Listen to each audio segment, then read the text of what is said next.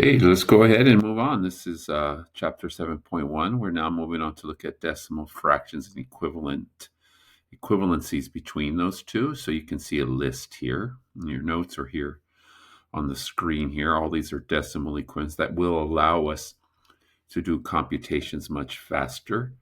If we recognize 68 times 0.5, that's 68 times a half. So again, that's half of 68. So you can see that's 34.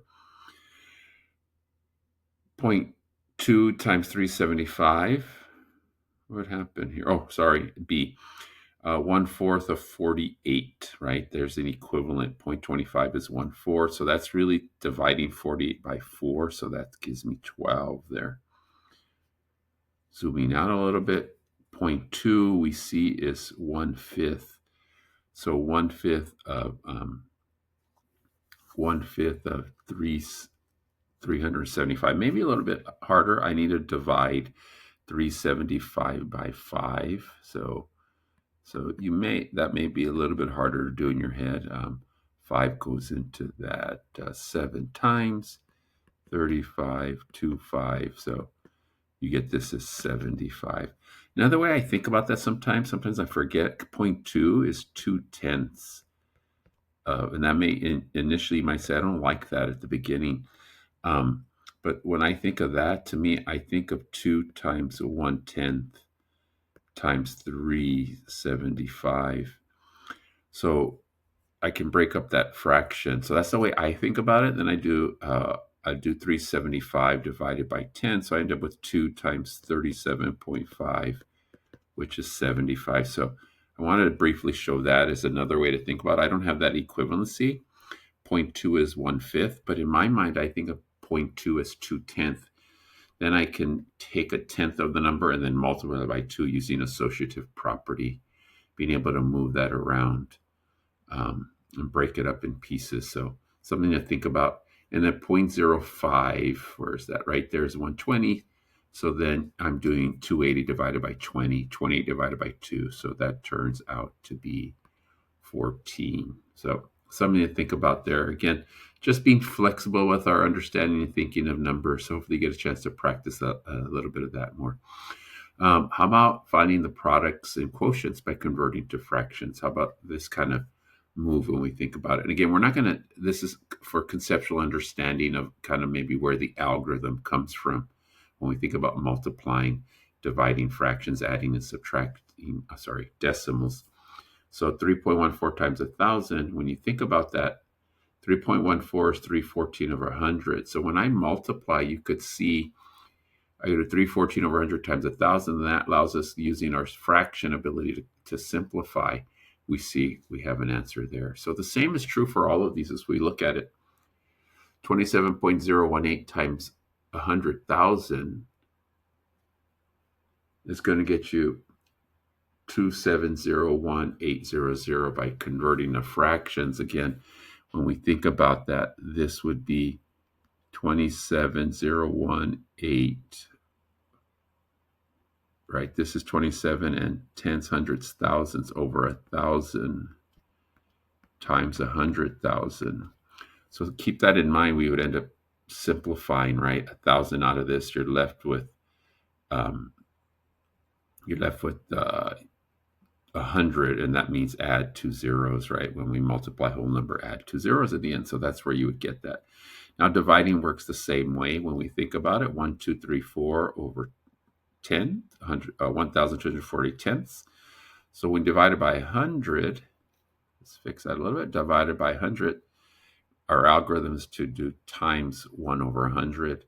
So you end up with that. And so then you could see that's 1.234 thousandths. All of this math here is when we think about it, same thing over here, right? Missing, this is 89 over 89 hundredths times 1 over 10,000. So you could see the number of zeros we have. 100 times 10,000 gives us 6 zeros, so 6 places we would move. So that's where that leads us to, right? This is 89 over is that 6, 4, 5, 6, 4, 5, 6, right? And so that's where that turns into that number right there.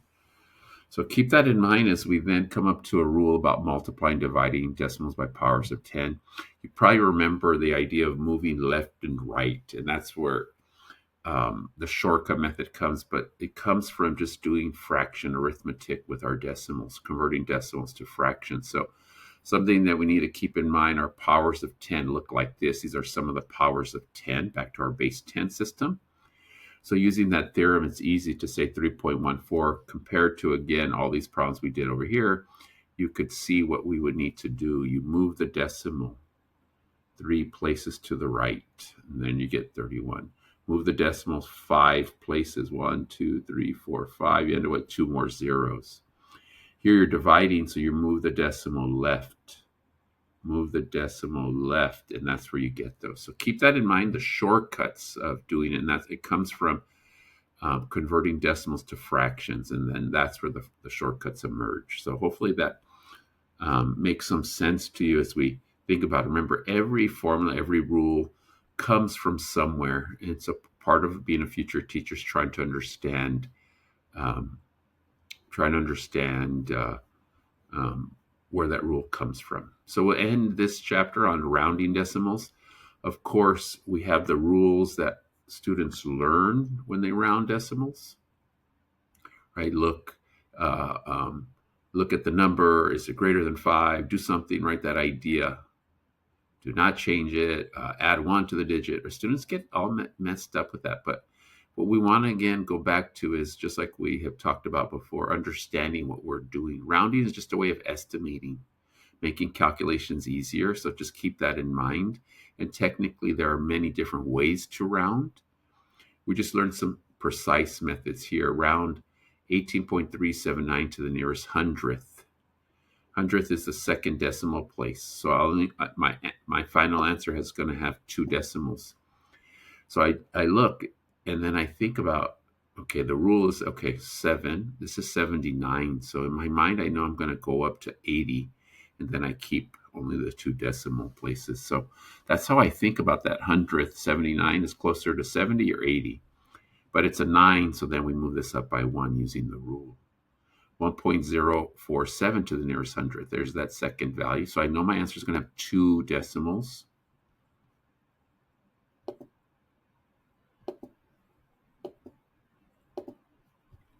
It's going to have 2 decimals.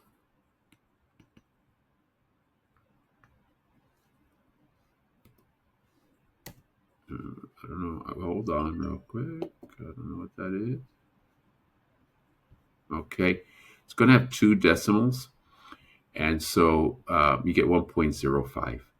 Round this to the nearest whole number. So now I'm just going to have a whole number. I look at that 5.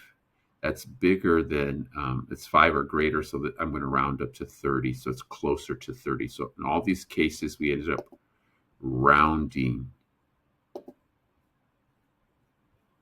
And then lastly, estimate. Well, estimate, again, is just you coming up with numbers that work with you. So that would be 200, maybe times 50, right?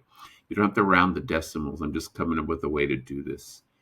31, 32 divided by 2, or 30 divided by 2, either one that you would want to choose. Whatever makes more sense. It's an estimate. 75 times 24, 76 times 1/4 could work. So, right, and then so you're dividing 76 by 4. How many times does 4 go into that? And I think that is goes in 80 20 times, so it's 19. Right, a lot of different ways. 125 divided by 3/4, 124 divided by 3/4. So different ways to estimate it, because once you get 124 divided by 3/4, that's 124 times 4/3. So then you guys, again, it's just an estimate. Divide 124.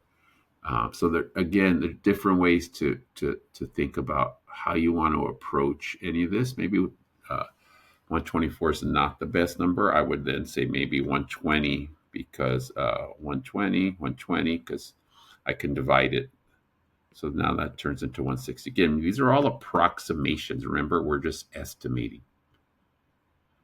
And notice I changed because 3 doesn't go to 124. So I was looking for a number that makes it easier to estimate.